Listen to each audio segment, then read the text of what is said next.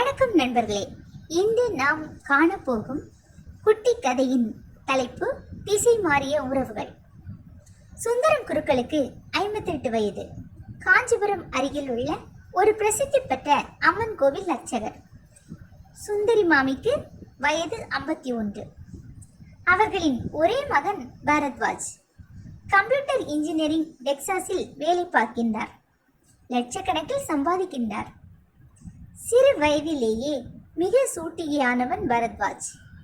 குடும்பம் ஏழ்மை நிலையில் இருப்பது தெரிந்து தான் நன்றாக படித்தால்தான் குடும்பம் முன்னேற முடியும் என்பதை உணர்ந்து எப்போதும் பாட புத்தகமும் கையுமாக அலைவான்.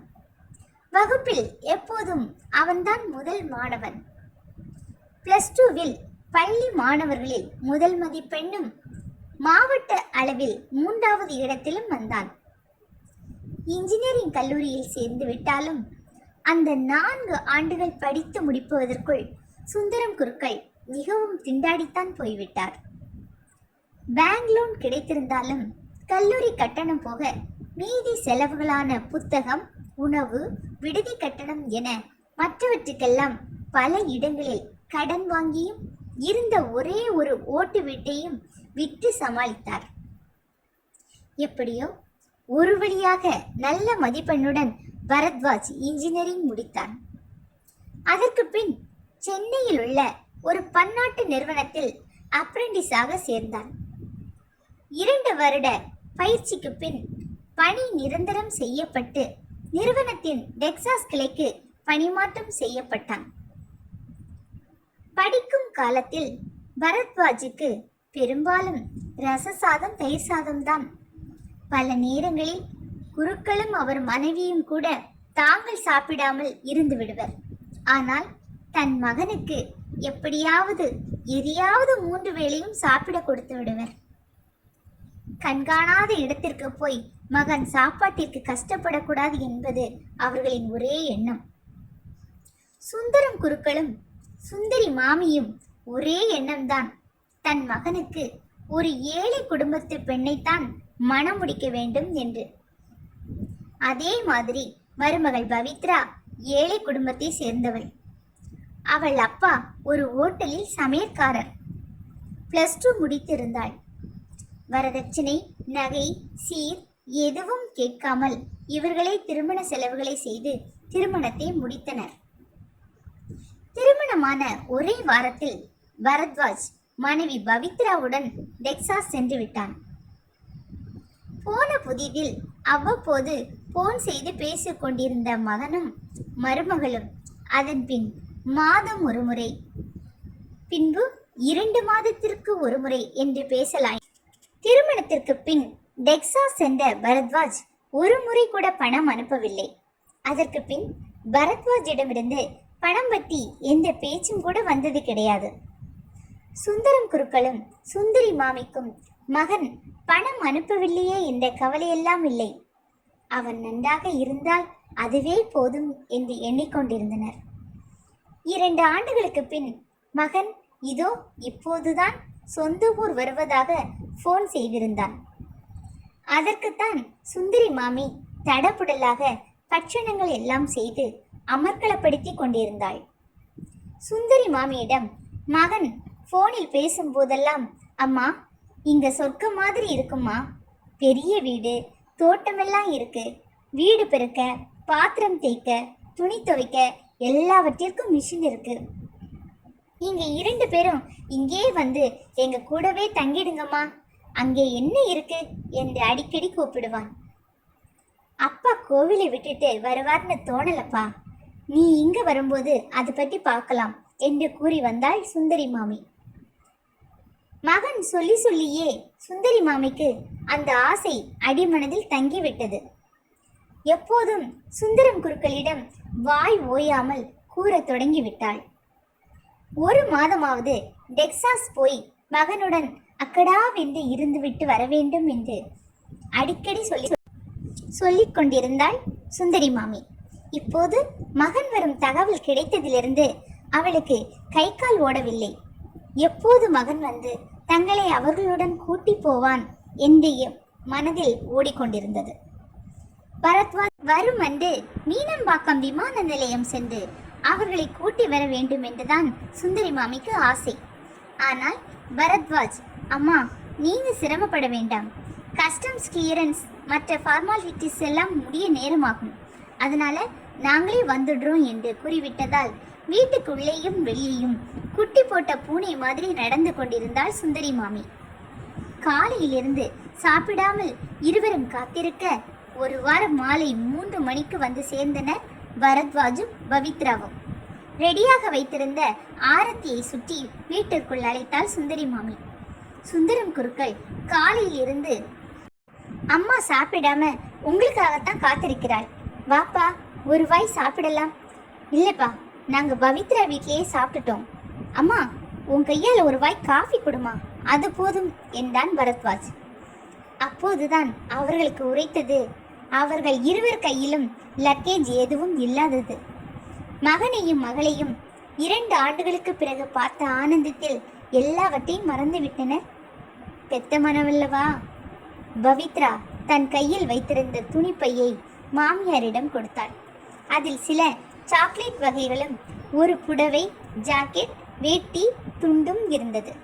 சுந்தர மாமிக்கு பசியில் மயக்கமே வரும் போலிருந்தது. பார்த்து பார்த்து சமைத்து வைத்திருந்த அத்தனை உணவு வகைகளும் சீனிவாரற்று கிடந்தது. காஃபி சாப்பிட்ட சிறிது நேரத்தில், சரிப்பா நாங்க கிளம்புறோம், அங்கே பவித்ரா வீட்டில் தங்கி இருக்கிறோம், நான் அடிக்கடி வந்து பார்த்துக்கிறேன், 1 மாசம் லீவ் இருக்கு இல்ல கூறியவாறு கிளம்பி விட்டான் பரத்வாஜ். மறக்காமல் மாமியார் செய்து வைத்திருந்த பட்சணங்களை ஒன்று விடாமல் உரிமையுடன் பேக் செய்து எடுத்துக்கொண்டு கிளம்பி விட்டாள் பவித்ரா. சாமர்த்தியக்காரியாக மாறிவிட்டவள் அல்லவா. இருவரும் அதை ருசி கூட பார்த்திருக்கவில்லை.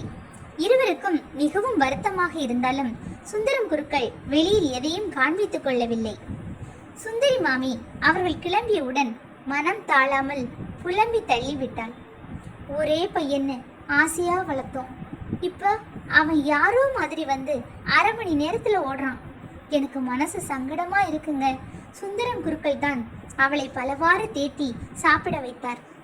2 நாட்கள் கழித்து மறுபடியும் வந்த பரத்வாஜ் அப்பாவிடம் மட்டும் பேசினான். அப்பா, பவித்ராவுக்கு அவ அம்மாவை டெக்சாஸுக்கு கூட்டிக்கிட்டு போக 1 மாசம் கூட தங்க வைக்க ஆசைப்பா. அவ அம்மாவும் பாவம் சின்ன வயசுல இருந்து குடும்பம் குழந்தைகள்னு உழைச்சு ஓடாயிட்டா, அதனால அவங்களை நாங்க இப்ப கூட்டிக்கிட்டு போக போறோம். நீங்க எல்லாத்தையும் சரியா புரிஞ்சுப்பீங்க, அதனாலதான் உங்ககிட்ட சொல்றேன். அம்மாவுக்கு எப்படியாவது சொல்லி புரிய வைக்கிறது உங்க பொறுப்புப்பா. அப்புறம் பவித்ராவுக்கு தனியா இருக்கிறது தான் பிடிச்சிருக்குப்பா. அம்மாவுக்கும் பவித்ராவுக்கும் ஒத்து போகாதுப்பா. அதனால நீங்க ஃபோன் கூட செய்யாதீங்க, நானே அப்பப்ப சமயம் கிடைக்கும்போது உங்களுக்கு ஃபோன் செய்கிறேன் என்றான் பரத்வாஜ். அத்தோடு டெக்சாஸுக்கு கிளம்பும் அன்றுதான் இருவரும் வந்து 5 நிமிடங்கள் இருந்து விடை பெற்று கிளம்பினர். அன்று இரவு சுந்தரி மாமி, என்னங்க, நான் உங்களுக்கு வாழ்க்கைப்பட்டு வந்ததிலிருந்து எதுக்கும் ஆசைப்பட்டதில்லை. ஆனால் நம்ம பையன் வெளிநாட்டுக்கு போனதுக்கு அப்புறம் 1 மாசமாவது அங்கே போய் இருக்கணும்னு ஆசைப்பட்டேன். அது நிராசை ஆயிடுச்சு. சரி வாங்க தூங்கலாம், நீங்கள் 4 மணிக்கு எழுந்து குளிச்சு கோயிலுக்கு போகணும் என்றாள். 6 மாதங்கள் உருண்டோடிய பின் டெக்சாஸில் ஒரு நாள், என்னங்க, நான் கர்ப்பமாக உள்ளேன் என்று டாக்டர் சொல்லிவிட்டார். பேசாம உங்க அம்மாவை வரவழைச்சா என்னங்க, பிரசவம் முடிகிற வரை இங்கே இருந்து எனக்கு வேண்டியதை சமைச்சு போடட்டுமே என்று பவித்ரா தன் கணவன் பரத்வாஜிடம் கூறுகிறாள். நீதானே நமக்கு பிரைவசி தேவை, அவங்க இங்க வந்தா சரிப்படாதுன்னு சொன்ன, இப்ப கூப்பிட்டா எப்படி வருவாங்க என்று பரத்வாஜ் கூறினான். சரி, எனக்கு மனசு சரியில்லை, இங்க புதுசா கட்டின அம்மன் கோவிலுக்கு போன வாரம் கும்பாபிஷேகம் நடந்ததில்ல, அங்கு போயிட்டு வரலாம் என்றாள் பவித்ரா. இவர்கள் போன போது அந்த கோவிலில் சற்று கூட்டமாக இருந்தது. அப்போதுதான் அம்மனுக்கு அலங்காரம் முடிந்து திரை விலகி தீபாராதனை காட்டப்பட்டது. கண்களை மூடி கைகளை குவித்து இறைவனை வணங்கி கண்களை திறந்தால் தீபாராதனை தட்டுடன் அருகில் வந்த குருக்களை பார்த்து அதிர்ந்தான் பரத்வாஜ். அங்கே நிற்பது யார்? அப்பாவா? கண்களை கசக்கி விட்டு கொண்டு மீண்டும் பார்த்தான். அப்பா, அவனை அறியாமல் வாய் முணுமுணுத்தது. கொஞ்சம் இருப்பா, இதோ வரேன். அங்கிருந்த வேறொரு குருக்களிடம் ஏதோ சொல்லிவிட்டு வந்த அப்பா, அதோ அதுதான் நம்ம குவார்ட்டர்ஸ், வாங்க போகலாம். சுந்தரம் குருக்கள் முன்னே வந்து நடக்க பேச்சற்று பின் தொடர்ந்தனர் பரத்வாஜும் பவித்ராவும். போனவுடன் வீட்டை பார்த்து அசந்து போய்விட்டனர். 2 பெட்ரூம், ஹால், பிளாட். வீட்டில் இவர்களை மகிழ்ச்சியுடன் வரவேற்ற சுந்தரி மாமி, சென்னையில் அப்பா வேலை பார்த்த கோவில் தர்மகர்த்தாவின் பொண்ணும் மாப்பிளையும் இங்கேதான் இருக்காங்க. அவர்கள் கட்டிய கோவிலுக்கு பூஜை விதிமுறைகள் தெரிந்த தலைமை குருக்கள் வேணும்னு அப்பா கிட்ட கேட்டுக்கிட்டாங்க. தர்மகர்த்தாவும் நீங்க டெக்சாஸுக்கு கிளம்புங்க, நான் இங்கேயே வேறு ஆளை பார்த்துக்கிறேன்னு சொல்லிட்டார். அப்பாவும் சென்னையில நமக்கு யார் இருக்கா, தெய்வ கை காரியத்தை எங்கே இருந்து செய்தா என்னன்னு புறப்பட்டு வந்து விட்டார். இங்கே அப்பாவுக்கு மாத சம்பளம் 5 லட்சம் ரூபாய். கடகடவென கூறி முடித்தாள் சுந்தரி மாமி. அம்மா, இப்ப உங்க மருமக தாய்மை அடைஞ்சிருக்கா, அவளுக்கு வாய்க்கு ருசியா சாப்பிடணும்னு தோணுதாம். அவ அம்மா இப்ப வர முடியாத சூழ்நிலை. நீங்க 2 பேரும் எங்க கூட பிரசவம் வரை இருந்தா நல்லா இருக்குமா, பரத்வாஜ் கூறினான். அது சாத்தியப்படாதுப்பா. அப்பா பூஜை முடிஞ்சு மீதி நேரத்துல இங்கே இருக்கிற வேத பாடசாலையில் வேதம் சொல்லி கொடுக்கிறார். அதுக்கு இங்கே இருக்கிறது தான் சௌகரியம். அம்மா, அப்பா வர முடியலன்னா பரவாயில்ல, நீ மட்டுமாவது வாமா. இல்லப்பா, அப்பாவுக்கும் வயசாகிறது, அவரை பார்த்துக்கிறது தான் என் முதல் கடமை. அது மட்டும் இல்லாம தினமும் கோவில் பிரசாதங்களை செய்கிற வேலையும் எனக்கு கொடுத்துருக்காங்க. வேதம் கத்துக்கிறவங்களுக்கும் கடவுளை தரிசிக்க வர்றவங்களுக்கும் மதிய உணவு செய்யும் பொறுப்பும் எனக்கு இருக்கு. இதுக்காக எனக்கு 2 லட்சம் ரூபாய் கிடைக்கிறது. பரத்வாஜ், இவ்வளவு நாள் உனக்காகவே நாங்கள் 2 பேரும் வாழ்ந்தோம். பசியும் பட்னியுமா இருந்து உன்னை ஆளாக்கி நல்ல நிலைமைக்கு கொண்டு வந்தோம். இது உனக்கு நன்கு தெரியும். ஆனால் கல்யாணம் ஆனவுடன் உனக்கு நாங்க தேவையற்று போய்விட்டோம்.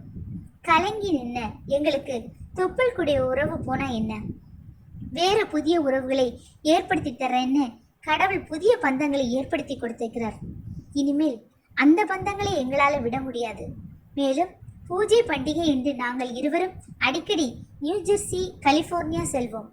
அங்கு உள்ளவர்கள் இவரை அழைப்பார்கள். இதில் எங்களுக்கு நல்ல வருமானம்.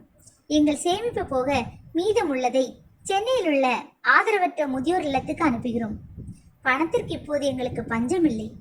சென்னையில் வலசரவாக்கத்தில் ஒரு வீடு வாங்கி உள்ளோம். ஒரு காலத்தில் உன் அன்புக்காக ஏங்கிக் கொண்டிருந்தோம். 3 வேளை உனக்கு சாப்பாடு போட்டுவிட்டு நாங்கள் பட்டினி கிடப்போம். ஆனால் இப்போது உன்னை பற்றி நினைக்க எங்களுக்கு நேரம் இல்லை. உனக்கு உதவ முடியாது. இப்ப மதிய உணவு நேரம் நெருங்கிடுச்சு, நான் போய் பரிமாறணும் என்று கூறி அறக்க பறக்க கிளம்பினாள் சுந்தரி மாமி. போகும்போது பவித்ராவிடம், எங்களுக்கு பல பணக்கார பெண்களின் ஜாதகம் வந்தது. ஆனால் நீ ஏழை குடும்பத்தில் பிறந்தவள், எங்களை எல்லாம் கைவிட மாட்டாய் என்று நினைத்து ஏமாந்து போய்விட்டோம். என் மகனை இப்படி மாற்றிவிட்டாய். அவனை உனக்கு அடிமையாக்கி விட்டாய். நாளைக்கு உனக்கும் ஒரு மகன் பிறப்பான். பிற்காலத்தில் உங்களையும் இப்படி நடத்துவான். கடவுள் உனக்கு தக்க தண்டனை கொடுப்பார். மாமியாரின் அனல் பறக்கும் பேச்சு அவளை ஈட்டியால் குத்துவது போன்று இருந்தது. மகனிடம், போகும்போது அப்பாவிடம் எதுவும் பேசாதே, அவர் எரிமலை போல் வெடித்து விடுவார். எதுவும் பேசாமல் கிளம்பு. அப்புறம் நீ அடிக்கடி இங்கு வருவது அவருக்கு பிடிக்கவில்லை. என்னை பார்ப்பது என்றால் மதிய உணவு வேளையில் கோவிலில் பார். சாப்பாட்டு போட்டு அனுப்புகிறேன். மாமி பொறிந்து தள்ளிவிட்டு கிளம்பிவிட்டாள். மாமியிடம் குருக்கள், ராம்ஜியை 5 மணிக்கு கார் எடுத்துக்கொண்டு வர சொல். ப்ரொஃபசர் பாலுவை ஒரு பூஜை விஷயமா பார்க்க வேண்டும். பெற்றவர்களின் அன்பை உணர முடியாமல் மனைவியின் சுயநல போக்கிற்கு அடிமையாகி அவர்களை உதாசீனப்படுத்தி வந்தனர். இப்போது அதே அன்பிற்கு ஏங்கிய பரத்வாஜ் சாய்வு நாற்காலியில் அமர்ந்திருந்த அப்பாவின் முகத்தை ஏறெடுத்தும் பார்க்க கூசி அங்கிருந்து தன் மனைவியுடன் தளர்ந்த நடையுடன் வெளியேறினான். பரத்வாஜுக்கும் பவித்ராவுக்கும் தலை சுற்றுகிறது. பவித்ராவுக்கு மயக்கம் வரும்போல் இருந்தது. அம்மாவின் பேச்சு அவர்கள் இருவருக்கும் சாட்டையால் அடிப்பது போல் இருந்தது. வைராக்கியம் உள்ள அப்பா அவர்களை பார்க்காமல் கண்டு கொள்ளாமல் பேப்பர் படித்துக் கொண்டிருந்தார். ஆம் நண்பர்களே, நம்மை பெற்றெடுத்த தாய் தகப்பன் நம்மளை எப்படியாவது ஒரு நல்ல நிலைமைக்கு கொண்டு வர வேண்டும் என்று தான் படாத பாடுபட்டு நம்மளை உயர்த்துகிறார்கள். ஆனால் நாம் ஒரு நல்ல நிலைமையில் வந்தவுடன் அவர்களை பார்க்க கூட நமக்கு சமயம் இல்லாதபடிக்கு நாம் ரொம்ப பிஸியாகி விடுகிறோம். இனிமேல் இந்த குட்டி கதையில் வருவது போல் யாரும் அவர்களுடைய பெற்றோர்களை உதாசீனப்படுத்தாதீர்கள். ஏனென்றால் நாளை நாமும் பெற்றோர்களாகும். இதே நிலை நமக்கும் வர நேரிடும் அல்லவா?